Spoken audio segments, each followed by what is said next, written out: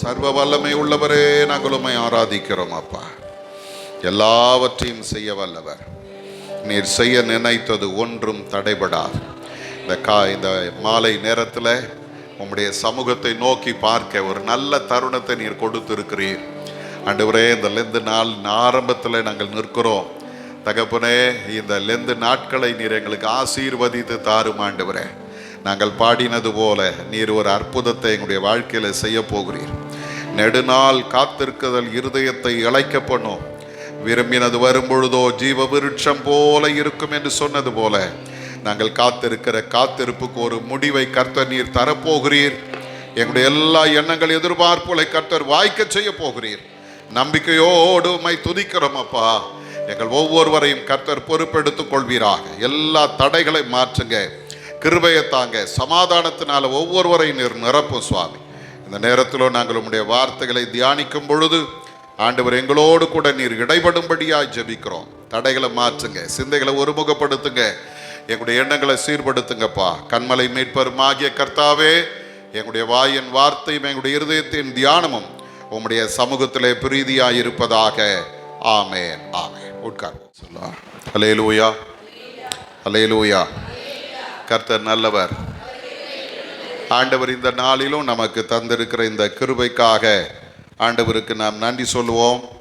இந்த வருடத்திலும் ஆண்டவர் நமக்கு இந்த லெந்து நாட்களை கூட்டி தந்திருக்கிறார். ஆண்டவர் நம்மோடு கூட இருந்து இந்த நாட்களில் அவர் செய்ய போகிற காரியங்கள் பயங்கரமாக இருக்கும். எத்தனை பேர் நம்புறீங்க? அல்லேலூயா. மோசையை பார்த்து கர்த்தர் சொன்னார், நான் உன்னோடு இருந்து நான் செய்கிற காரியம் பயங்கரமாக இருக்கும், உன்னோடு இருக்கிற ஜனங்கள் அதை காண்பார்கள் என்று ஆண்டவர் வாக்கு பண்ணினார். இன்றைக்கு அந்த வல்லமை உள்ள ஆண்டவர் நம்மோடு கூட இருக்கிறார். இன்றைக்கு நாம் சிந்திக்கும்படியாக தெரிந்து கொண்ட வேத வசனம் 2 நாளாகமத்தின் புஸ்தகம் 15ஆம் அதிகாரம் 2வது வசனம். 2 நாளாகமம் 15:2. அவன் வெளியே ஆசாவுக்கு எதிர்கொண்டு போய் அவனை நோக்கி, ஆசாவே, யூதா பென்யமீன் கோத்திரங்களில் சகல மனுஷரே கேளுங்கள். நீங்கள் கர்த்தரோடு இருந்தால் அவர் உங்களோடு இருப்பார். நீங்கள் அவரை தேடினால் உங்களுக்கு வெளிப்படுவார். அவரை விட்டீர்களாகில் அவர் உங்களை விட்டு விடுவார். அருமையானவர்களே, இந்த சம்பவம் நம்ம எல்லாருக்கும் தெரிந்த ஒரு பகுதி.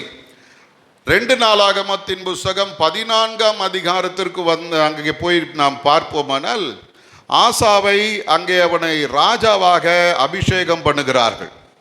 அந்த அபிஷேகம் பண்ணப்பட்ட அவனுடைய காலத்தில் நீங்கள் பார்த்தீங்கன்னா அவனுக்கு ஆண்டவர் கூட இருந்து அவனுக்கு சமாதானத்தை கொடுக்கிறார். அவன் கர்த்தரின் பார்வைக்கு நன்மையும் செம்மையுமாய் நடந்தான் என்று வேதம் சொல்லுகிறது. ஆகவே அவனுடைய வாழ்க்கையில் ஆண்டவர் சமாதானமான காலங்களை கொடுக்கிறார். இந்த சமாதானமான காலங்கள் வந்த பொழுது அவன் தன்னுடைய தேசத்திலே அலங்கங்களை கட்டினான், கோபுரங்களை கட்டினான், வாசல்களை உண்டு பண்ணி அப்புறம் தாழ்பால் போட்டு பலப்படுத்தினான் என்றெல்லாம் அங்கே நாம் பார்க்கிறோம். ஆண்டவர் அவனுக்கு இளைப்பாறுதல் தந்தார். அப்படி இருக்கிற சூழ்நிலையில் தான் அவனுக்கு எதிராக ஒரு யுத்தம் வருகிறது. யுத்தம் வந்த பொழுது அவனுக்கு எதிராக வந்த கூட்டத்தினர் பார்த்தீங்கன்னா ஏறக்குறைய 10 லட்சம் பேர் வருகிறார்கள். 10 லட்சம் பேர் 300 ரதங்களோடு வருகிறார்கள். இவனுடைய கணக்குப்படி பார்த்தீங்கன்னா வெறும் 5,80,000 பேர் தான். இந்த சூழ்நிலையில தான் ஆசா ஒரு அருமையான ஒரு ஜபத்தை அந்த 14ஆம் அதிகாரம் 11வது வசனத்திலே ஜெபிக்கிறார். அந்த ஜபத்தை நீங்க பார்த்தீங்கன்னா கர்த்தரை நோக்கி கூப்பிட்டு, கர்த்தாவே, பலமுள்ளவனுக்காகிலும் பலனற்றவனுக்காகிலும் உதவி செய்கிறது உமக்கு லேசான காரியம். எங்கள் தேவனாகிய கர்த்தாவே, எங்களுக்கு துணை நில்லும். உம்மை சார்ந்து உம்முடைய நாமத்தில் ஏராளமான இந்த கூட்டத்திற்கு எதிராக வந்தோம். கர்த்தாவே, நீர் எங்கள் தேவன், மனுஷன் உம்மை மேற்கொள்ள விடாதேயும் என்று சொல்லி அங்கே வேண்டினான். ஆண்டவர் அவர்களுக்காக யுத்தம் பண்ணினார். வேதம் சொல்லுகிறது, தேவன் இல்லையா, அந்த 12வது வசனம் சொல்லுது, கர்த்தர் அந்த எத்தியோப்பியரை ஆசாவுக்கும் யூதாவுக்கும் முன்பாக முறி அடித்ததினால் எத்தியோப்பியர் ஓடி போனார்கள் என்று சொல்லுகிறது. அருமையானவர்களே, இந்த இடத்துல நாம் பார்க்கும்போது ஒரு பெரிய வெற்றி பெற்ற ஒரு கூட்டத்திற்கு ஆண்டவர் இப்பொழுது ஒரு தீர்க்கதரிசி அனுப்பி இந்த வார்த்தையை சொல்றார். அப்போ இந்த வார்த்தையை நாம் பார்க்கும்போது நமக்கு ஒரு கேள்வி வரும், அப்படியானால் இந்த ஜனங்கள் கடவுளை தேடலையா? அவங்க இவ்வளவு பெரிய வெற்றி பெற்றார்களே, இவர்களுக்கு ஆண்டவரை தேடினதுனால தானே வெற்றி கிடைத்தது அப்படின்னு நீங்க பார்த்தீங்கன்னா, இவர்களுடைய உண்மை நிலை என்ன அப்படின்னு பார்க்கும்போது 15ஆம் அதிகாரத்தின் 3வது வசனத்திலிருந்து பாருங்க. இஸ்ரவேலிலே அநேக நாளாய் மெய்யான தேவனும் இல்லை, உபதேசிக்கிற ஆசாரியனும் இல்லை, வேதமும் இல்லை. தங்கள் நெருக்கத்திலே இஸ்ரவேலின் தேவனாகிய கர்த்தரிடத்தில் திரும்பி அவரை தேடினார்கள். நல்ல கவனிங்க, இந்த இடத்துல நாம் பார்க்கும்போது ஆண்டுடைய வேதம் ரொம்ப தெளிவா சொல்லுது, இந்த இஸ்ரவேல் ஜனங்களும் யூதா ஜனங்களும் எப்படிப்பட்டவர்கள் அப்படின்னா, ஆபத்து வந்தால் கர்த்தரை தேடுவார்கள், பிரச்சனை வந்தா ஆண்டவரை தேடுவாங்க, ஏதாவது குறைவு வந்தா ஆண்டவரை தேடுவாங்க, மற்றபடி ஆண்டவரை தேட மாட்டாங்க, வேதம் வாசிக்க மாட்டாங்க. பைபிள் சொல்லுது, உபதேசிக்கிற ஆசாரியனும் இல்லை, வேதமும் இல்லை, தேவனும் இல்லை. அப்போ அவருடைய நிலைமை என்ன அப்படின்னா, உலகத்தின் பாதையில ஓடினார்கள், மனம் போல வாழ்ந்தார்கள். ஆனா ஒரு ஆபத்து வந்த உடனே அவங்க என்ன பண்ணுவாங்களாம், கர்த்தரிடத்துல வர்றாங்க. அதே போலத்தான் இந்த 14ஆம் அதிகாரத்துல ஆபத்து வந்த பொழுது ஏதோ ஆசா ஆண்டவரை அவன் நம்பினதினாலே அவன் போய் ஆண்டவரிடத்துல வேண்டுகிறான், ஒரு வெற்றி பெற்று விட்டார். இப்போ ஆண்டவர் இந்த வெற்றி பெற்ற மக்களுக்கு சொல்லுகிற ஒரு காரியம் என்ன தெரியுமா, இந்த மாதிரி எப்பவும் நடக்காது. அல்லேலூயா. நிறைய நேரங்களில் நாம் என்ன நினைக்கிறோம், நான் ஜெபம் பண்ண அற்புதம் நடக்குதுங்க, நான் கேட்ட ஆண்டவர் கொடுத்துட்றாருங்க, என்னுடைய வாஞ்சையெல்லாம் கர்த்தர் நிறைவேற்றுறாருங்க, ஆகவே நான் கடவுளோடு இருக்கிறேன் அப்படின்னு நம்ம சொல்லிக்கிறோம். ஆனால் உண்மை என்ன தெரியுமா, என் ஆண்டவர் கிருபை உள்ளவர். கடந்த வெள்ளிக்கிழமை, போன வெள்ளிக்கிழமை சொன்னேன், இஸ்ரவேல் ஜனங்கள் ஆண்டவரை மறந்து அந்நிய தெய்வங்களை பின்பற்றி போன பொழுது எகிப்திலேயே கடவுள் என்ன பண்றார் தெரியுமா, இஸ்ரவேல் ஜனங்களை அழிக்க வேண்டும் என்று நினைத்தார். ஆனால் கிருபையாக அவர்களை அழிக்கவில்லை. வனாந்தரத்தில் அவர் வந்த பொழுது கன்றுக்குட்டியை உருவாக்கி அதற்கு ஒரு பண்டிகை ஏற்படுத்தி அதை பணிந்து கொள்ள எழுந்து அதுக்கு பலி செலுத்தி எல்லாம் பண்ணும் பொழுது அங்கேயும் ஆண்டவர் சொல்லுகிறார், அவர்களை வனாந்தரத்தில் அழித்து போட நினைத்தேன், ஆனால் கிருபையாய் அவர்களை வாழ வைத்தேன். அடுத்தது அவங்களை கொண்டு வந்து கானானுக்குள்ள சேர்த்துட்டாரு, செழிப்பான தேசம். அங்கே வந்த அந்த பிள்ளைகள், அவர்களுடைய பிள்ளைகள் என்ன பண்றாங்களா, தங்கள் மனம் போல வாழ்ந்தார்கள். ஆண்டவர் சொல்றாரு, என் கற்பனைகளை கை கொள்ளுங்க அப்படின்னா அவர்கள் அதற்கு எதிர்த்து நின்றார்கள் என்று வேதம் சொல்லுகிறது. அப்பவும் ஆண்டவர் சொல்றாரு, இவர்களை நான் அழிக்க நினைத்தேன், ஆனால் நான் அழிக்கவில்லை, என் கிருபையை அவர்களுக்கு தந்தேன் என்று சொல்லுகிறார். அப்போ இன்னைக்கு கிறிஸ்துவ வாழ்க்கையில நம்ம நினைக்கிறோம், நான் கேட்டதெல்லாம் கிடைச்சிருச்சு, ஆகவே கர்த்தருக்கு நான் பிரியமா இருக்கிறேன், நான் நினைச்சதெல்லாம் நடக்குது, ஆகவே கர்த்தருக்கு நான் பிரியமா இருக்கிறேன், ஆண்டவர் என்னுடைய ஜபத்துக்கு உடனே உடனே பதில் தர்றாரு, ஆகவே நான் பிரியமா இருக்கிறேன். இல்லைங்க, இன்னொரு பக்கத்துல நாம் பார்க்கும்போது நம்முடைய நிலைமை என்ன தெரியுமா, தேவைக்கு கடவுளை தேடுகிறோம், பிரச்சனையில கடவுளுடைய சமூகத்தில் வருகிறோம், உபத்திரம் வரும்போது உபவாசம் இருக்கிறோம், எல்லாம் நம்ம நினைக்கிறோம் ஆண்டவர் எனக்கு நன்மை என்னை நேசித்து எனக்கு செய்கிறார்னு. இல்ல, கர்த்தர் சொல்றாரு, நீ செய்ய வேண்டிய ஒரு காரியத்தை நீ செஞ்சீன்னா உன் வாழ்க்கையில நிலையான நிரந்தரமான நன்மைகளை நான் உனக்கு தருவேன். அல்லேலூயா. அப்போ இந்த இடத்துல நாம் பார்க்கிறோம், இன்னைக்கு தியானம் என்ன தெரியுங்களா, நன்மையை காண வேண்டும். அல்லேலூயா. நன்மையை காண வேண்டும். லூக்காவின் புத்தகம் 15ஆம் அதிகாரத்தில் நாம் பார்க்கும்போது அங்கே இந்த மூத்த குமாரனுக்கு அப்பா சொல்ற ஒரு காரியம் உண்டு. 15ஆம் அதிகாரம் 31வது வசனத்தை வாசிங்க. மகனே, நீ எப்போதும் என்னோடு இருக்கிறாய், எனக்கு உள்ளதெல்லாம் உன்னுடையதாய் இருக்கிறது. நல்ல கவனிங்க, எப்போதும் நான் ஆண்டவரோடு இருந்தால், எப்போதும் கர்த்தரை நான் தேடினால், எப்போதும் கர்த்தரோடு நான் இணைந்து வாழ்ந்தால் அவருக்குரிய எல்லா நன்மைகளும் எனக்கு அவர் தருவதற்கு உண்மை உள்ளவர். அல்லேலூயா. ஆமா, நீங்க அல்லேலூயா சொல்லி ஆகணும். இல்ல, நிறைய நேரம் அப்படியே அமைதியா உட்கார்ந்து இருக்கிறீங்க, ஒரு உணர்வே இல்லாம உட்கார்ந்து இருக்கிறீங்க. அல்லேலூயா.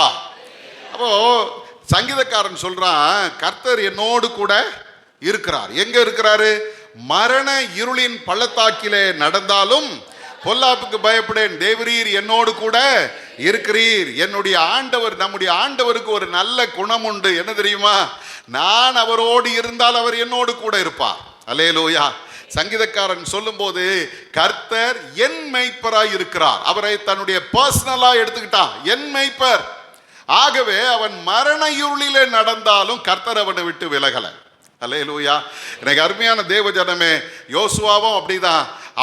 அவனுடைய வாழ்க்கையில் ஆண்டவர் ஒரு மேன்மையை கொடுத்து அவனை ஒரு தலைவனாய் உயர்த்தின பொழுது அவனுக்கு தருகிற முதல் வாக்குத்தத்தமே என்ன தெரியுங்களா? 1ஆம் அதிகாரம் யோசுவா 1:5 ஆண்டவர் அவனை பார்த்து சொல்றார், நீ உயிரோடு இருக்கும் நாளெல்லாம் ஒருவனும் உனக்கு முன்பாக எதிர்த்து நிற்பதில்லை. நான் மோசையோடு இருந்தது போல உன்னோடும் இருப்பேன். நான் உன்னை விட்டு விலகுவதும் இல்லை, உன்னை கைவிடுவதும் இல்லை. எவ்வளவு ஒரு வைராக்கியமான வார்த்தை பாருங்க. அப்பா உன் கூட நான் இருக்கிறேன். எப்படி இருக்கிறேன் தெரியுமா? மோசையோடு நான் எப்படி இருந்தேனோ அதே போல நான் உன்னோடு கூட இருக்கிறேன். நான் உன்னை விட்டு விலகுவதும் இல்லை, உன்னை கைவிடுவதும் இல்லை. இந்த வார்த்தையை பெற்ற யோசுவாவுடைய வாழ்க்கையை நீங்க திருப்பி பாருங்க. அவனுடைய வாழ்நாள் முழுவதும் அவன் வெற்றி உள்ள மனிதனாய் வாழ்ந்தான். மோசேவுக்காவது அவனுடைய எதிரிகள் அந்த ஜனங்க எதிர்த்து நின்றாங்க, போராடினாங்க, வாக்குவாதம் பண்ணாங்க, முறுமுறுத்தாங்க. ஆனா வேதம் சொல்லுது, யோசுவா உயிரோடு இருந்த நாளெல்லாம் அந்த ஜனங்கள், இஸ்ரவேல் ஜனங்கள் அவனுக்கு பயந்து இருந்தார்கள். அல்லேலூயா. இன்னைக்கு ஆண்டவர் உங்களை என்னை பார்த்து சொல்றாரு, நான் உன் கூட இருக்க போகிறேன், நான் உன்னை நடத்த போகிறேன். ஆனா அதற்கு முன்னால நீங்களும் நானும் 2 காரியத்தை செய்யணும். முதல்ல அந்த நன்மையை பெற்றுக்கொள்ள முதல்ல என்ன செய்யணும்? கர்த்தரோட நான் இருக்கணும். அல்லேலூயா. கர்த்தரோடு இருக்க வேண்டும், அவரோடு இருக்க வேண்டும். அவரோடு கூட இருத்தல் என்று நாம் பார்க்கும்போது வேதத்தில் ஒரு சிலரை நான் உங்கள் முன்பாக எப்படி அவங்க அவர் கூட இருந்தாங்க அப்படின்றத நாம பார்க்க போறோம். முதல்ல பாருங்க, ஆதியாகமம் 5ஆம் அதிகாரம் 22வது வசனத்தை வாசிச்சு பாருங்களேன். ஏனோக்கு 300 வருஷம் தேவனோட சஞ்சரித்து கொண்டிருந்தார். ஒரு அல்லேலூயா சொல்லுங்க. அல்லேலூயா. எத்தனை வருஷம் அவர் வாழ்ந்தது? எத்தனை வருஷம்? 365 வருஷம். 65வது வயசுல யாரை பெற்றார்? என்னமோ உலக அதிசயத்தை கேட்கிற மாதிரியே இருக்கு. மெத்துசலாவை பெற்றான். அதன் பிறகும் அவன் பிள்ளைகளை பெற்றெடுத்தான். ஆனா மெத்துசலாவை பெற்றெடுக்கும் போது அவனுக்கு 65 வயசு. அப்புறம் ஒரு 300 வருஷம் தேவனோடு சஞ்சரித்தான். அல்லேலூயா. இந்த வார்த்தையை நீங்க ஆங்கிலத்தில் பார்த்தீங்கன்னா walked with God, ஆண்டவரோடு நடந்தான். இந்த வசனம், இந்த வார்த்தை மிக முக்கியமானது. ஆண்டவரோடு ஹலோ நடந்தான். ஆண்டவரோடு நடந்தான். நம்ம பிள்ளைங்களை கையில பிடிச்சு கூட்டிட்டு போறீங்க, அவங்க எதையோ ஒன்று வேடிக்கை பார்த்துக்கிட்டு அவங்க ஒரு பக்கம் போயிட்டு இருப்பாங்க. நீங்க கையை விட்டீங்கன்னா அவங்க வேற எங்கேயாவது போயிடுவாங்க. இல்ல, திருவிழாவில் காணாம போன பிள்ளைன்னுவாங்கல்ல. ஏன்னா அது அங்கங்க வேடிக்கை பார்த்துட்டு போயிடும். ஆனா எந்த மனுஷன் அல்லது எந்த மனுஷி தான் கூட வர்றவங்களோட இணைந்து அவங்க எங்க போறாங்களோ அங்க போகணும்ன்ற எண்ணம் இருக்கிறதோ அவங்க 2 பேர் தான் ஒன்னா நடந்து போவாங்க. பைபிள் தெளிவா சொல்லுது. ஆமோஸின் புஸ்தகம் 3ஆம் அதிகாரம் 3வது வசனம் சொல்லுது, 2 பேர் ஒருமனப்பட்டிருந்தால் ஒழிய ஒருமித்து நடந்து போவார்களோ. அல்லேலூயா. அப்ப இன்னைக்கு ஆண்டவர் உங்களை என்னையும் பார்த்து சொல்றாரு, நீ என் கூட நடக்கணும், என் கூட இருக்கணும் அப்படின்னா என்னுடைய சிந்தையை நீ தரித்து கொள்ள வேணும். அல்லேலூயா. அவருக்கு இணையாக நீங்களை நானும் யோசிக்க தெரியணும். இன்னைக்கு அருமையான தேவ ஜனமே, என் வழியில நான் போவேன், என் வழியில நான் சிந்திப்பேன், ஆனா ஆண்டவர் கூட நான் இருக்கிறேன் அப்படின்னா முடியாது. ஏன் தெரியுங்களா? நம்ம சிந்தனை எல்லாம் வேதம் சொல்லுகிறது, மாம்ச சிந்தை மரணம், ஆவியின் சிந்தை ஜீவனும் சமாதானமானது. இன்னைக்கு ஆவியின் சிந்தை எனக்குள்ள வந்தாதான் நான் ஆண்டவரோடு கூட நடக்க முடியும். ஆவியின் சிந்தை வரணும்னா என்ன பண்ணணும்? பிலிப்பியர் 2ஆம் அதிகாரம் 5வது வசனத்துல பவுல் சொல்றாரு, கிறிஸ்து இயேசுவில் இருந்த சிந்தையே உங்களிலும் இருக்க கடவுது. அல்லேலூயா. ஆண்டவர்கிட்ட ஒவ்வொரு நாளும் கேட்கணும், ஆண்டவரே உம்முடைய சிந்தையை எனக்கு தாங்கப்பா, உம்மை போல நான் யோசிக்கணும், உம்மை போல நான் பார்க்கணும், உம்மை போல நான் செயல்படணும், எனக்கு அந்த ஒரு மனதை தாரும். அல்லேலூயா. இன்னைக்கு அருமையான தேவ ஜனமே, முதல்ல பார்க்கிறோம் கர்த்தரோடு இருப்பதற்கு அவரை போல நம்ம யோசிக்கணும். அல்லேலூயா.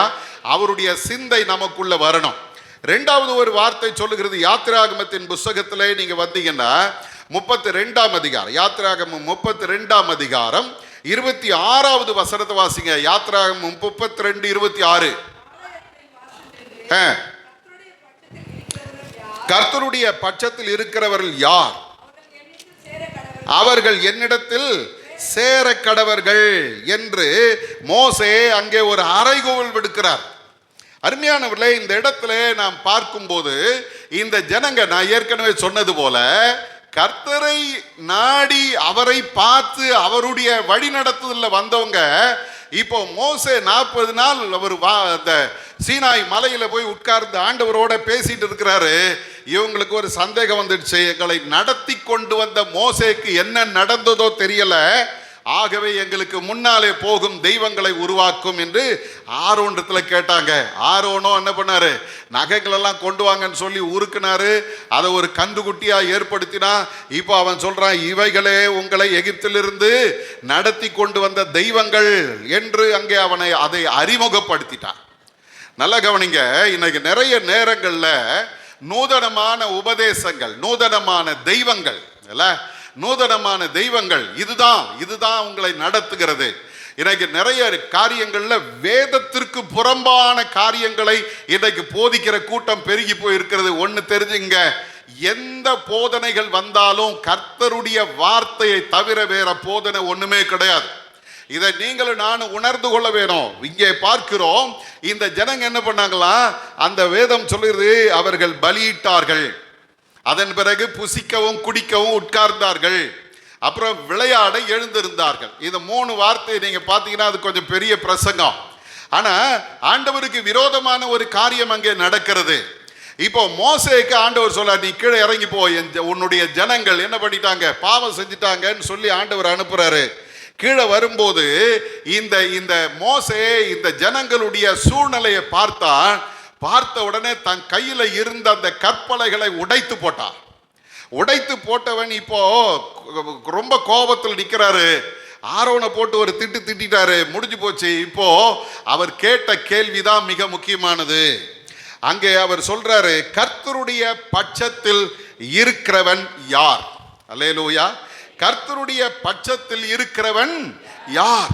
யார் ஆண்டவருடைய பக்கத்தில் இருக்கிறீங்க?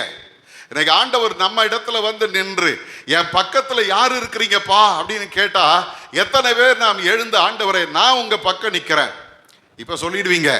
ஆனா பின்னால ஒரு காரியம் வருது, அதுதான் முக்கியமான காரியம். என்ன தெரியுமா? இப்ப மோசே அவர்களை பார்த்து சொல்றான், அது அப்ப யார் வந்ததா? இஸ்ரவேல் கோத்திரத்துல எத்தனையோ 12 கோத்திரங்கள்ல ஒரே ஒரு கோத்திரம் வருது. லேவியின் புத்திரர் வந்து அவன் பக்கத்தில் நிற்கிறாங்க, அவனிடத்தில் கூடி வந்தார்கள். இதை வாசிக்கும் போது ஒரு காரியத்தை தெரிஞ்சுக்கணும். ஆண்டவருக்காக வைராக்கியம் பாராட்டின கூட்டம் யார் தெரியுமா? லேவியின் புத்திரர். உங்களுக்கு எனக்கும் வேதம் சொல்லுகிற பேர் என்ன தெரியுமா? லேவியரும் ஆசாரியரும். பக்கத்தில் கைவிட்டு சொல்லுங்க, நீ சாதாரணமான ஆள் இல்ல, நீ ஆசாரியன், நீ லேவியன்.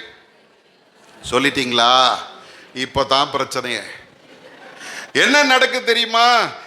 இந்த மோசே சொல்றான், அவர்கள் உங்களில் ஒவ்வொருவனும் தன் பட்டயத்தை தன் அறையிலே கட்டிக்கொண்டு பாளையம் எங்கும் உள்ளும் புறமும் வாசலுக்கு வாசல் போய் ஒவ்வொருவனும் தன் தன் சகோதரனையும் ஒவ்வொருவனும் தன் தன் சிநேகிதனையும் ஒவ்வொருவனும் தன் தன் அயலானையும் கொன்று போட கடவர்கள் அப்படின்னு சொல்றார்.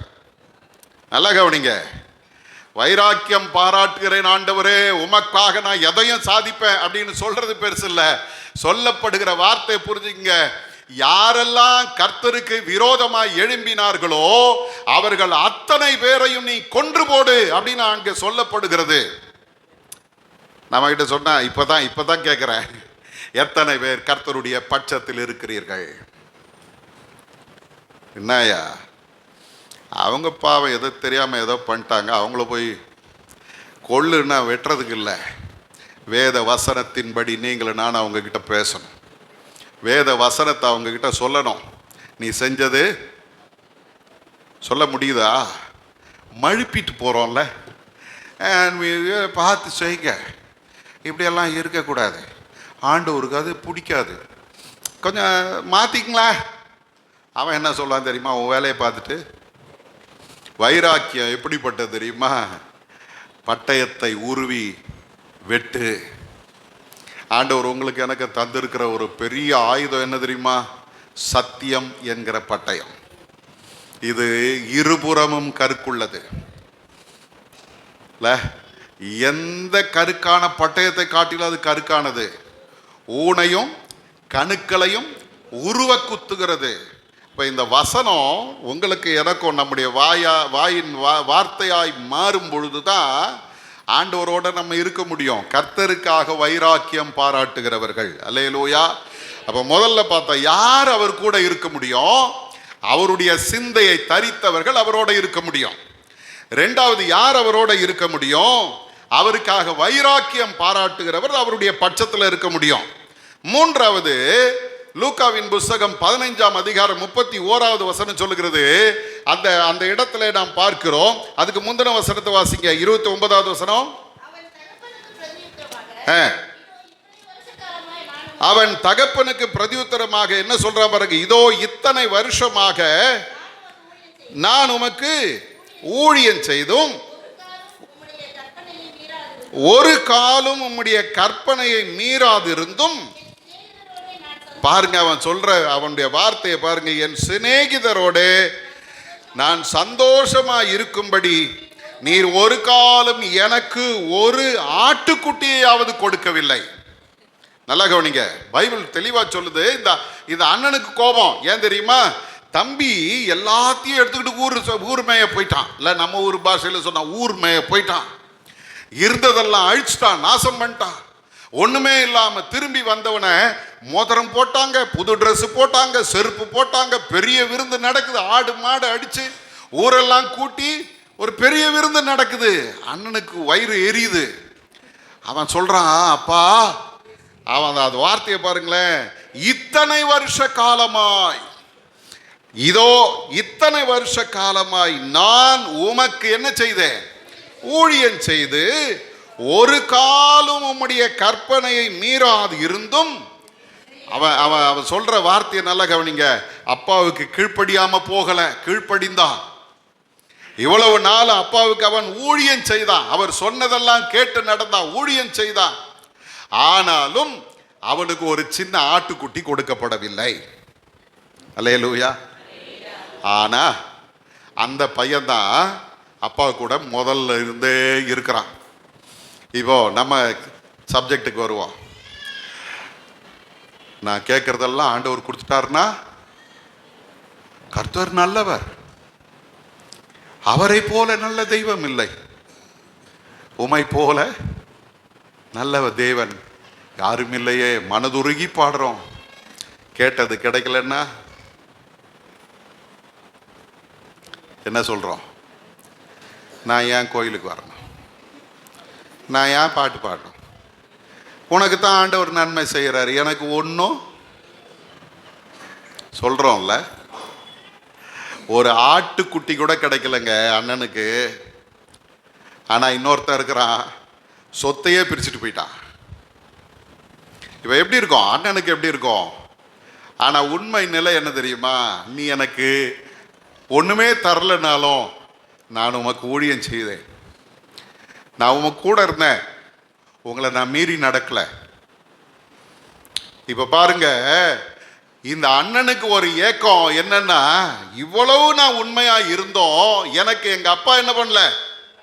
ஒரு ஆட்டுக்குட்டியை கூட கொடுக்கலங்க. ஆனா சத்தியம் என்ன தெரியுமா?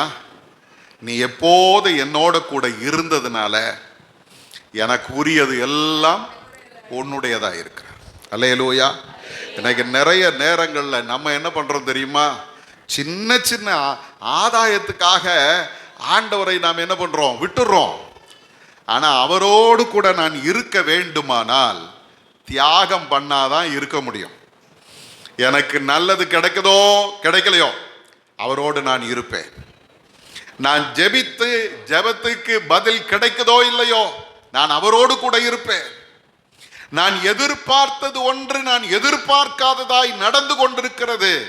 ஏன் ஆண்டவரை நான் கேள்வி கேட்க மாட்டேன், அவரோடு கூட நான் இருப்பேன். அந்த மூத்த சகோதரனை போல நீங்களும் நானும் ஒரு தீர்மானத்தை இன்னைக்கு எடுக்க போகிறோம். என்ன தெரியுமா? ஆண்டவரே, நல்லது நடந்தாலும் உங்க கூட தான் இருப்பேன், கெட்டது நடந்தாலும் உங்க கூட தான் இருப்பேன்.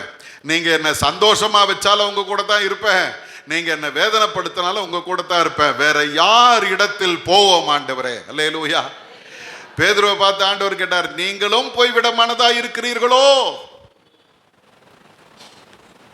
ஏன்னா ஏசாமியினுடைய உபதேசம் ரொம்ப கடினமா இருக்குது. அவர் கடாமடான்னு பேசுறாரு, அது ஒத்தே வரல. அந்த பிரசங்கத்தை கேட்ட ஜனங்கள்ல நிறைய பேர் சீஷர்களும் கூட அவரை விட்டு போய் விட்டார்கள் அப்படின்னு பைபிள் சொல்லுது. இப்ப மிஞ்சினது இந்த 12 பேர் தான். இவன் இந்த 12 பேரை பார்த்து ஆண்டவர் கேட்கிறாரு, நீங்களும் போய்விட மனதா இருக்கிறீர்களோ அப்படின்னா பேதுரு சொன்னா பாருங்க, அருமையான வார்த்தை. என்ன தெரியுமா? யாரிடத்தில் போவோம் ஆண்டவரே? நித்திய ஜீவ வசனம் உம்மிடத்துல இருக்கிறதே. அல்லேலூயா. இந்த இரவு நேரத்துல ஆண்டவருடைய வேதம் சொல்லுது, நீ கர்த்தரோடு இருக்க வேண்டும். அப்பதான் உன் வாழ்க்கையில நிரந்தரமான நன்மை நீ பெற்றுக்கொள்வாய்.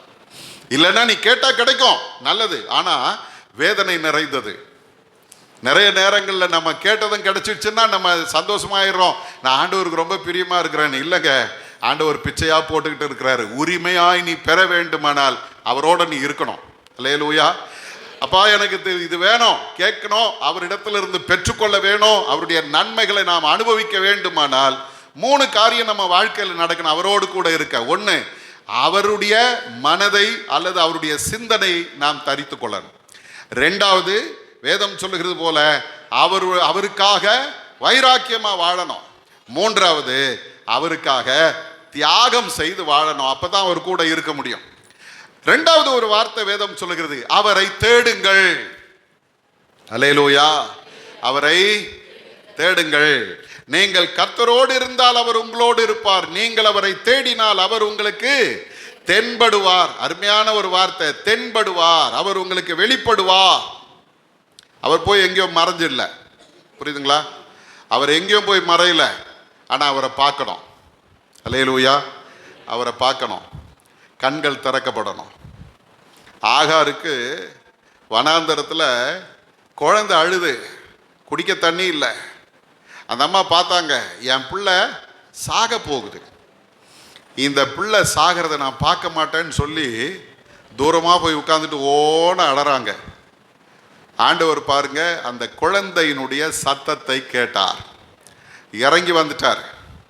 ஆகாரை பார்த்து கேட்கிறார், ஏன் அழற, என்ன நடந்துச்சு? அந்த பிள்ளை ஆசீர்வதிச்ச பிறகு ஆண்டவர் அவருடைய கண்களை திறந்த பொழுது என்னத்தை பார்த்தாங்க? பக்கத்தில் ஒரு துறவு இருக்குது. அப்ப இவ்வளவு நேரம் என்ன தெரியல? அல்லேலூயா. கண்ணை திறக்கணும். ஆண்டவர் நம்முடைய கண்களை திறக்கணும். அவர் எதிரில் தான் இருக்கிறாரு, ஆனால் தேடினவங்க தான் கண்டுபிடிப்பாங்க. அல்லேலூயா. தேடாம ஆண்டவர் எங்க இருக்கிறாரு, எங்க என்ன ஆயிட்டாரு, அவர் எங்கேயோ போயிட்டாரா? ஒருத்தர் கேட்டாரு, அமெரிக்காவில் இருக்கிறவன் ஜெபம் பண்ணுறான், ஆஸ்திரேலியாவில் இருக்கிறவனும் ஜெபம் பண்ணுறான், இந்தியாவில் இருக்கிறவனும் ஜெபம் பண்ணுறான், அவர் எங்கே உட்கார்ந்துருப்பார்? இப்படிதான் இருக்குது நிறைய பேருடைய சிந்தனைகள். எங்கே இருக்கிறார்? என் பக்கத்தில் தான் இருக்கிறார். எப்போ பார்க்க முடியும்? அவரை தேடினால் அவர் வெளிப்படுவார். அல்லேலூயா. எப்படி தேடுவது? இதுதான் ரொம்ப முக்கியம். எப்படி தேடுவது? சிங்கக்குட்டிகள் பட்டினியா இருக்கும், கர்த்தரை தேடுகிறவர்களுக்கோ ஒரு நன்மையும் குறைபடாது. பைபிள் ரொம்ப தெளிவா சொல்லுது, கர்த்தரை தேடுகிறவர்களுக்கு ஒரு நன்மையும் குறைபடாது. ஆனா தேடுறதுல கொஞ்சம் குறை இருக்குது. எப்படி குறை? முதல்ல பாருங்க, ஏசாயா தீர்க்கதரிசியின் புஸ்தகம் 55ஆம் அதிகாரம் 6வது வசனத்தை வாசிக்க. ஏசாயா 55:6. கர்த்தரை கண்டடையத்தக்க சமயத்தில் அவரை தேடுங்கள், அவர் சமீபமாய் இருக்கையில் அவரை நோக்கி கூப்பிடுங்கள். அல்லேலூயா. கர்த்தரை கண்டடையத்தக்க சமயத்தில் அவரை தேடுங்கள், அவர் சமீபமாய் இருக்கையில் அவரை நோக்கி கூப்பிடுங்கள். அப்படின்னா ஒரே வார்த்தையில் சொல்ல போன சரியான நேரத்தில் தேட வேணும். அல்லேலூயா. ஆண்டவரை எப்படி தேடணும்? பைபிள் ரொம்ப தெளிவா சொல்லு, அதிகாலையில் என்னை தேடுகிறவர்கள், அல்லேலூயா, அதிகாலைன்னா எத்தனை? 8 மணியா? ஒரு சிலருக்கு 9 மணி, 10 மணி, 11 மணி, அதான் அதிகாலையே. ஏன்னா நைட்டெல்லாம் தூக்கம் வர மாட்டேங்க, எதையோ யோசிக்கிறோம், செல்ஃபோனை வச்சுக்கிறோம். அப்புறம் காலையில் எழுந்திரிக்கும் போது, இன்னைக்கு காலையில் வாக்கிங் போகும்போது ஒருத்தன் வந்தான், லேட்டாக வந்தான் போல். அவன் ஃப்ரெண்ட்ஸ் கேட்குறாங்க, என்னடா லேட்டு அப்படின்னா, தூங்கிட்டேன்டா. அவன் சொல்கிறான், தூக்கம் அப்படியே இழுத்துன்னு போதுரா. சரியா? தூக்கத்தை விரும்பினால், ஆமாங்க, ரொம்ப மோசமான தூக்கம் அது. தரித்திரம் இன்னும் கொஞ்சம் தூங்கட்டும், இன்னும் கொஞ்சம் கை முடக்கி கொண்டு தூங்கட்டும்னு சொன்னா, தரித்திரம் எப்படி வருமா? வழிபோக்கனை போல வரும். அப்புறம் வழிபோக்கனை போல வருதுன்னா, ரோட்ல போறவர் திடீர்னு வீட்டுக்குள்ள வந்துட்டாருன்னா என்ன ஆகும்? சரி, அவராவது பரவாயில்ல, அடிச்சு கிடிச்சு துரத்தி விட்டுடலாம். ஆயுதம் அணிந்தவனை போல வரும்னா, நீ விரும்பினாலும் வந்து தரித்திரம் வீட்டில் உட்கார்ந்துரும். அப்போ எப்போ தேடணும் ஆண்டவரை? ஒரு ஊழியக்காரர் சொன்னாருங்க, ஆச்சரியமா இருக்குது. அவருக்கு ஒரு ஃபாரினர் ஒருத்தர் ஆலோசனையாக சொன்னாராம், 4 மணிக்கு மேலே நீ தூங்கக்கூடாதுன்னு. காலையில் அவர் சொல்கிறாரு, அன்னையிலேருந்து இன்னைய வரைக்கும் 4 மணிக்கு மேலே நான் படுக்கையில் கிடந்ததே கிடையாதுன்னு. ஒரு பெரிய பரிசுத்தவான் அவர் சொல்லும்போது சொன்னார், நான் எத்தனை மணிக்கு மீட்டிங் முடிச்சுட்டு வந்தாலும், ரொம்ப டயர்டாக இருந்தாலும் சரி, எப்படி இருந்தாலும் காலையில் 4 மணிக்கு நான் எழுந்துச்சு ஆண்டவர் சமூகத்தில் போய் உட்காருவேன். நெல்லை ஜெபராஜ் அப்படின்னு ஒருத்தர் இருந்தார். அவர் சொல்கிறாரு, எவ்வளோ பெரிய வேலை இருந்தாலும் சரி 10:30 மணிக்கு படுத்துருவேன். காலையில் 4 மணிக்கு எழுந்துச்சேன்னா 4லேருந்து 7 மணி வரைக்கும் ஜெபத்தில் இருப்பேன். அதனால தான் அவங்க வாழ்க்கையில் ஆண்டவர் பெரிய காரியங்களை அவர் மூலமாக செய்தார். இன்றைக்கி ஆண்டவர் இந்த லெந்து நாட்களில் உங்களுக்கு எனக்கு ஒரு சேலஞ்ச் பண்ணுறாரு. 4 மணிக்கு எழுந்திருக்கலனாலும் பரவாயில்லைங்க, அட்லீஸ்ட் ஒரு 5 மணிக்கு, ஒரு 5:30 மணிக்கு, இல்லை பொழுது விடிகிறதுக்கு முன்னாலே கொஞ்சம் எழுந்திருச்சு ஆண்டவரை தேட ஆரம்பிச்சிங்கன்னு வச்சுங்களேன், கர்த்தர் பெரிய காரியங்களை செய்வார். ஒரு அம்மா, அவங்க பிராமண குடும்பத்தை சேர்ந்தவங்க, அவங்க ஒரு பத்திரிகையாளர். அந்த அம்மா சொல்லும்போது சொன்னாங்க, நான் 3 மணிக்கு எழுந்திரிச்சிருவேன், டெய்லி 3 மணிக்கு எழுந்திருப்பேன். எழுந்திரிச்சு குளித்து ரெடியாகி போய், அவங்க சொன்ன வார்த்தை என்ன தெரியுமா? பிரம்ம முகூர்த்தத்தில். அப்படின்னா எத்தனை மணி தெரியுமா? 4 மணி. பிரம்ம முகூர்த்தத்தில் நான் பூஜையில் உட்காருவேன். தேவர்களெல்லாம் அப்போ தான் அப்படியே வானத்தில் போவாங்களாம். இந்த அம்மா பூஜை பண்ணுறதை கேட்டு அவங்க இறங்கி வந்து ஆசீர்வதிச்சுவாங்க. அது சொல்கிறாங்க, இத்தனை வருஷமும் நான் கேட்ட எல்லாமே எனக்கு கிடைச்சிருக்குது. டாக்டர் கிளிஃபர்ட் குமார்னு ஒருத்தர், அவர் சொன்னார், முஸ்லீம்க எத்தனை வேலை தொழுவாங்க, அவங்க எத்தனை வேலை தொழுதா எங்களுக்கு என்ன ஏன்றீங்க? எத்தனை வேலை? 5 வேலை. 5 வேலை தொழுகிறவன். ஆனால் சர்வ வல்லமை உள்ள ஒரு ஆண்டவரை அட்லீஸ்ட் ஒரு 3 வேலை நீ தொழுதினா இந்த உலகத்தை உன் கையில் ஆண்டவர் கொடுத்துருவாருன்னார். அல்லேலூயா. தானியலுக்கு அப்படி தானே செஞ்சாரு. தானியல் அப்படி தானே பண்ணா. வழக்கம் போல, பைபிள் அப்படிதான் சொல்லுது, வழக்கம் போல எப்போதும் செய்து வருகிறபடி பலகணிகளை எருசலேமுக்கு நேராய் திறந்து அவன் முன்பு செய்து வந்தபடி 3 வேளை கர்த்தரை தொழுது கொண்டான். பைபிள் அந்த அதிகாரத்தினுடைய கடைசி வார்த்தை சொல்லுது, தானியேலின் காரியமோ ஜெயமாயிருந்தது. ஒரு அல்லேலூயா சொல்லுங்க. அருமையான தேவஜனமே, கர்த்தரை கண்டடையத்தக்க சமயத்தில் தேடணும். அவர் சமீபமாய் இருக்கையில் அவரை நோக்கி கூப்பிடணும். பைபிள் ரொம்ப தெளிவா சொல்லுது, சரியான நேரத்தில் ஆண்டவரை தேடு. முதல்ல 8:30 மணிக்கு ஆராதனையா, எத்தனை மணிக்கு வரணும்? திரும்ப திரும்ப சொல்றேன். ஆனால் நம்ம காதில் செவடங்காதில் ஊதுற சங்கு தான் ஏறாது. ஆனாலும் சொல்ல வேண்டியது என் கடமை. எத்தனை மணிக்கு வரணும்? 8:15 உள்ள இருக்கணும். ஏன் தெரியுமா? பைபிள் சொல்லுது, இங்க எங்கே 2-3 பேர் என் நாமத்தினாலே கூடுகிறார்களோ. நான் வர்றதுக்கு முன்னாலே கோயில் குட்டி வந்துடுறாரா? அதுக்கு முன்னாலே அது கூட சேர்ந்து வந்துடுறாரா? Mic operate பண்ணுறவர் வந்துடுறாரா? 2 ஆச்சா? 3ஆவது ஒருத்தர் வருவாரா? அவர் ஆராதனை நடத்த வருவாரா? 3 ஆச்சா?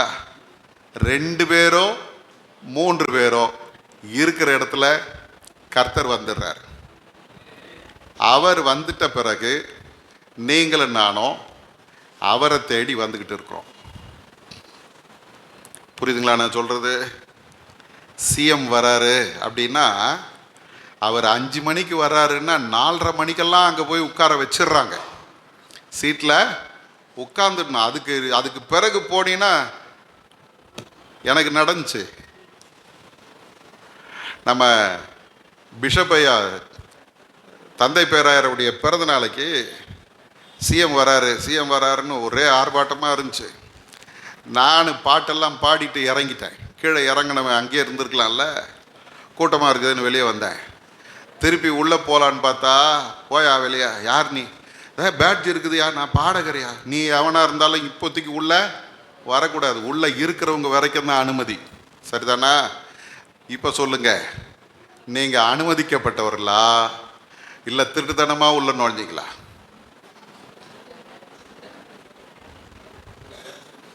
ஆண்டவர் வந்த பிறகு வர்றது மரியாதையா?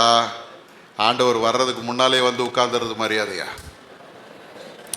கர்த்தரை கண்டடையத்தக்க சமயத்தில் அவரை தேடுங்கள், அவர் சமீபமாக இருக்கையில் அவரை நோக்கி.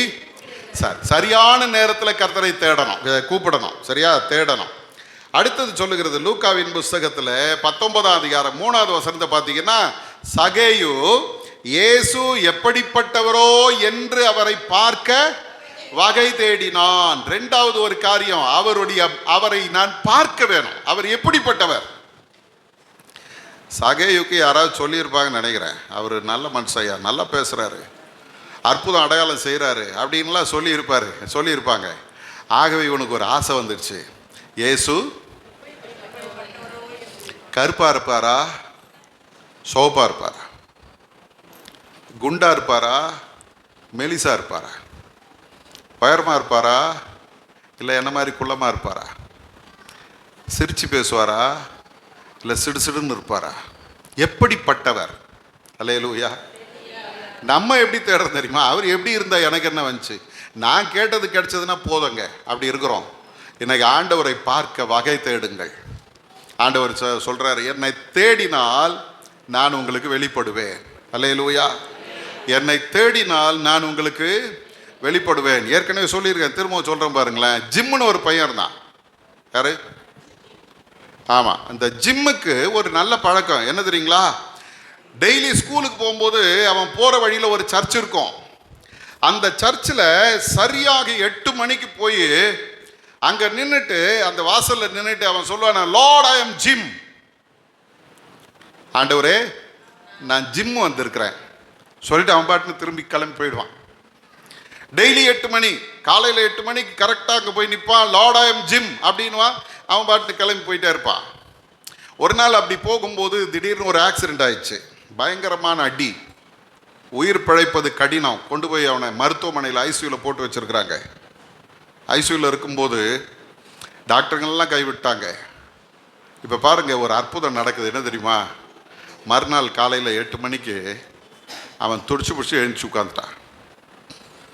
டாக்டருங்களுக்கு ஆச்சரியம், என்னடா நடந்தது, எப்படி நீ சுகமான கேட்கும்போது அவன் சொன்னானா, 8 மணிக்கு கரெக்டாக ஏசாமி என் பக்கத்தில் வந்து நின்று, Jim I am your lord, Jim நான் உன் ஆண்டவர் வந்திருக்கிறேன்.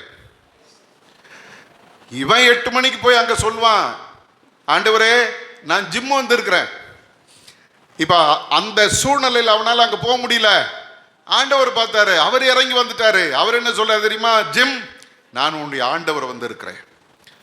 இந்த நேரத்தில் ஆண்டவருடைய சமூகத்தில் நீங்களும் நானும் அவரை தேடணும். எப்படிப்பட்டவரோ, அவர் எப்படி பேசுவார், அவர் எப்படி செயல்படுவார், அவருடைய வல்லமை என்ன, அவருடைய மகிமை என்ன. அல்லேலூயா. சங்கீதக்காரன் சொல்லும்போது சொல்றான், உம்முடைய ஆலயத்தில் ஆராய்ச்சி செய்வதற்கு நான் வந்திருப்பேன். அல்லேலூயா. எதை ஆராய்வதற்கு? அவருடைய வேதத்தை ஆராயிரு. அல்ல, இன்னைக்கு நம்ம எதுக்கு வர்றோம்? எதுக்கு வர்றோம்? அவ வந்தால பாத்தியா? எப்படி இருந்துச்சு அவ தலைமுடி? கலர் கலரா போட்டு புடவை கட்டின்னு வந்தா பாரு. அது ஒரு இயர்ரிங் மாட்டின்னு வந்துச்சு பாரு. இதை தான் ஆராய்ச்சி பண்ணின்னு இருக்கிறோம். அதனால தான் நமக்கு இன்னும் ஆசீர்வாதம் வரமாட்டேங்குது. அடுத்தவங்களை குறை சொல்லனா நமக்கு தூக்கம் வரமாட்டேங்குது. அது வீட்லேயும் சரி, கோயில்லையும் சரி.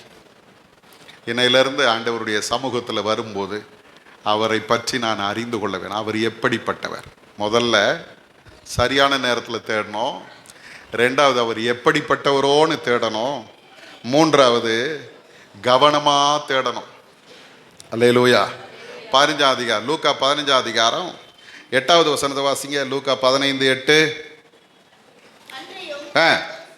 ஒரு ஸ்திரீ 10 வெள்ளிக்காசை உடையவளாய் இருந்து அதில் ஒரு வெள்ளிக்காசு காணாமற் போனால் விளக்கை கொளுத்தி வீட்டை பெருக்கி அதை கண்டுபிடிக்கும் வரைக்கும் ஜாக்கிரதையாய் தேடாமல் இருப்பாளோ?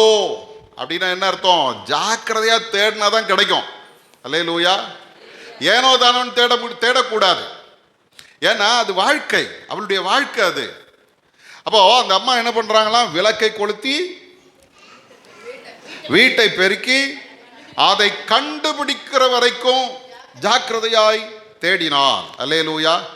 ஜாக்கிரதை அப்படின்றது என்னன்னா, எங்கேயும் மிஸ் ஆயிடக்கூடாது.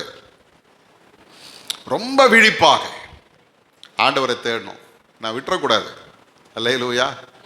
நான் விட்டுறக்கூடாது. அவரை நான் எப்படியாவது கண்டுபிடிக்கணும். அடுத்தது கடைசியாக சொல்லுது லூக்கா 15:4 பாருங்க. மெய்ப்பன் தேடுறான். எப்படி தேடுறான்னா, உங்களில் ஒரு மனுஷன் 100 ஆடுகளை உடையவனாய் இருந்து அவைகளில் ஒன்று காணாமற் போனால் 99 ஆடுகளையும் வனாந்தரத்தில் விட்டு காணாமற் போன ஆட்டை கண்டுபிடிக்கும் அளவும், அல்லேலூயா, விடாமுயற்சியோட தேடணும். தேடினாங்க, கிடைக்கல, அது எங்கேயோ போயிடுச்சு, அப்படியா விட்டோம்னா இல்லை. விடாமுயற்சியோடு கண்டுபிடிக்கும் அளவும். அது மத்தியானமாக இருந்தாலும் சரி, சாயந்தரமாக இருந்தாலும் சரி, இருட்டியே போனாலும் சரி, நான் அதை கண்டுபிடிக்காம திரும்ப மாட்டேன் அப்படின்ற ஒரு விடாமுயற்சி. கண்டுபிடிச்சிட்டார்ல. எனக்கு ஆண்டவரை நீங்களும் நான் எப்படி தேடணும் தெரியுமா? விடமாட்டேன் ஆண்டவரே, நீர் எனக்கு நன்மை செய்கிற வரைக்கும் உண்மை. யாக்கோபு அப்படி தானே பண்ணா, நீர் என்னை ஆசீர்வதித்தால் ஒழிய ஊமை நான் விடமாட்டேன். நம்ம ஜபம்லாம் எப்படி இருக்குது தெரியுமா? நான் கேட்குறேன், ஆசீர்வதிச்சா ஆசீர்வதிங்க, இல்லைன்னா உங்கள் இஷ்டம், உங்கள் சித்தம் நிறைவேறட்டும் ஆண்டவரே. நம்ம கேட்டு கேட்டு பார்ப்போம். கிடைக்கலன்னா ஒரு வார்த்தை, நமக்கு எல்லாருக்கும் வசதியான ஒரு வார்த்தை என்ன தெரியுமா? ஆண்டவரே உம்முடைய சித்தம். யாக்கோபு அப்படி சொல்லியிருந்தான்னா அடுத்த நாள் ஏசா அவனை காலி பண்ணிட்டு இருப்பான். ஆனால் அவன் என்ன பண்ணல, அந்த மாதிரி சொல்லலை. நீர் என்னை ஆசீர்வதித்தால் ஒழிய உம்மை விடமாட்டேன்னு சொன்ன கர்த்தர் ஆசீர்வதிச்சார். அவர் சொல்றாரு, நீ என்கிட்ட மட்டும் இல்லடா, மனுஷனோடும் தேவனோடும் போராடி நீ மேற்கொண்டவன், அவங்களுக்கு தான் ஆசீர்வாதம். அல்லேலூயா. எனக்கு ஆண்டவருடைய வேதம் நம்மை பார்த்து சொல்லுகிறது, தேடுங்கள். எப்படி தேடணும்? சரியான நேரத்தில் தேடணும். ரெண்டாவது எப்படிப்பட்டவரோன்னு தேடணும். மூன்றாவது கவனமாக தேடணும். நாலாவது விடாமுயற்சியோட தேடணும். அப்போ 2 காரியத்தை ஒன்றா சேர்த்துருங்க. இப்போ முதல் வார்த்தை சொல்லுது அவரோடு கூட இரு. ரெண்டாவது வார்த்தை சொல்லுது அவரை தேடு. மூணாவது வார்த்தை சொல்லுது அவரை விட்டீர்களே ஆகில். அல்லேலூயா. தேடுவதை விட்டுவிட்டால் அவரும் நம்மை விட்டு விடுவார். அல்லேலூயா. கர்த்தரை தேடுறதையும் கர்த்தரோடு இருக்கிறதையும் நம்ம விட்டுட்டோம்னா அவருக்கு அதனால எந்த பாதிப்புமே கிடையாது. ஒன்று தெரிஞ்சுங்க, அவருக்கு அதனால எந்த பாதிப்புமே கிடையாது. ஆனால் பாதிப்பெல்லாம் யாருக்கு தெரியுமா? நமக்கு தான். அல்லேலூயா. பக்கத்தில் கையை பிடிச்சி சொல்லுங்க, கர்த்தரை நீ தேடினாலும் தேடலனாலும் அவருக்கு எந்த பிரச்சனையும் இல்லை, ஆனால் உனக்கு தான் பிரச்சனை. அல்லேலூயா. இங்க விட்டீர்களே ஆகில் அப்படின்ற அந்த வார்த்தைக்கு ஃபர்சேக் ஹிம் அப்படின்ற ஒரு வார்த்தை பயன்படுத்துகிறார். ஃபர்சேக், ஃபர்சேக்னா என்ன அர்த்தம்? கைவிடுதல், துரத்தல் அல்லது வெறுத்தல், விட்டு விடுதல், புறக்கணித்தல். இத்தனை வார்த்தையும் இந்த ஃபர்சேக் அப்படின்ற வார்த்தைக்கு பயன்படுத்துகிறேன். அந்த ஃபர்சேக்ன்ற வார்த்தைக்கு இன்னும் தெளிவான ஒரு அர்த்தம் சொல்லணும்னா, முக்கியமான நேரத்தில் முக்கியமானவரை நாம் விட்டு விடுதல் அப்படின்னு அர்த்தம். அல்லேலூயா. இப்போ உதாரணத்துக்கு சொல்ல போனா, நான் எங்க அப்பா கூட நடக்கிறேன். எங்க அப்பா ஆபத்தான ஒரு வழியில் என்னை நடத்தி கொண்டு போறாரு. இப்போ நான் என்ன பண்ணக்கூடாது? அவரை நான் விட்டுறக்கூடாது, அவரை கட்டியாக பிடிச்சிக்கணும். ஆனால் அந்த நேரம் நான் விட்டேன்னு வச்சுங்களேன், என் கதை. இன்னைக்கு நிறைய நேரங்களில் நம்ம என்ன பண்ணுறோம் தெரியுமா? முக்கியமானவரை தேவை உள்ள நேரத்தில் விட்டு விட்டோம். அதனால தான் பிரச்சனைகள் எல்லாம் பெரிதாக இருக்கிறது. இன்னைக்கு ஆண்டவருடைய சமூகத்தில் உங்களை என்னையும் ஆண்டவர் பார்த்து சொல்கிறாரு, என்னோடு இருந்தால் நான் உன்னோடு இருப்பேன், என்னை தேடினால் நான் உனக்கு வெளிப்படுவேன், நீ என்னை விட்டு விட்டால் நானும் உன்னை விட்டு விடுவேன். அப்போ இன்னைக்கு ஆண்டவருடைய சமூகத்தில் இந்த லெந்து நாட்களில் ஒரு தீர்மானத்தோடு இங்கேருந்து போக போகிறோம். என்ன தீர்மானம்? ஆண்டவரே, நான் உம்மோடு கூட இருப்பேன். எப்படி இருப்பேன்? ஒருமனப்பட்டு உம்மோடு இருப்பேன். ரெண்டாவது, கர்த்தருக்காக வைராக்கியம் பாராட்டி உம்மோடு கூட இருப்பேன். மூன்றாவது, எது நடந்தாலும் நடக்காமல் போனாலும் தியாகமாய் நான் உம்மோடு கூட இருப்பேன் என்று ஆண்டவரோடு ஒப்புரவாகுவோம். ரெண்டாவது, தேடுங்கள். எப்படி தேடணும்? சரியான நேரத்தில் தேடணும். அவர் எப்படிப்பட்டவரோ என்று அவரை பார்க்கும்படி தேடணும். மூன்றாவது, ஜாக்கிரதையாக தேடணும். நாலாவது, விடாமுயற்சியோட தேடணும். தேடினால் அவரை நாம் கண்டடைவோம், நன்மைகளை பெறுவோம். விட்டுவிட்டால் அவரும் நம்மை விட்டு விடுவார். நம்முடைய வாழ்க்கை பரிதாபமாக போயிடும். ஆகவே நம்மை ஆண்டவருக்கு அர்ப்பணிப்போம். கர்த்தர் நம்மோடு கூட இருக்கிறார். கண்களை மூடி ஆண்டவருடைய சமூகத்தில் நம்மை அர்ப்பணிப்போம். அன்பின் பரலோக பிதாவே, இந்த அருமையான இந்த நாளில் நீர் தந்த இந்த வார்த்தைக்காக உமக்கு ஸ்தோத்திரம். இந்த லெந்து நாட்களில் நாங்கள் இன்னும் உம்மை தேடவும், இன்னும் நாங்கள் உம்மோடு கூட இருந்து உம்முடைய நன்மைகளையும் மேன்மைகளையும் ஆசீர்வாதங்களையும் பெற்றுக்கொள்ளவும் ஒரு நல்ல ஆலோசனை நீர் எங்களுக்கு தந்ததற்காக உமக்கு ஸ்தோத்திரம். நாங்கள் உம்மை விட்டுவிடக்கூடாது ஆண்டவரே. எந்த சூழ்நிலையிலையும் நாங்கள் உம்மை கைவிடக்கூடாது. எந்த சூழ்நிலையிலும் நாங்கள் உம்மை வெறுக்கக்கூடாது. எந்த சூழ்நிலையிலையும் நாங்கள் உம்மை புறக்கணித்து விடக்கூடாது. அது எங்களுடைய வாழ்க்கையில் பெரிய சாபமாக மாறிவிடும். அப்பா, எங்களை மன்னியும். இதுவரைக்கும் ஒரு வேளை நாங்கள் உம்மை தேடாமல் உம்மோடு கூட இல்லாமல் இருந்திருப்போமானால் எங்களை மன்னிங்க. இனி வருகிற நாட்களில் ஆகிலும் நாங்கள் உம்மோடு கூட இருந்து உம்மை தேடி உம்முடைய நன்மைகளை பெற்று வாழ எங்களுக்கு உதவி செய்யும். இயேசுவின் மூலம் ஜெபிக்கிறோம் எங்கள் நல்ல பிதாவே. ஆமென்.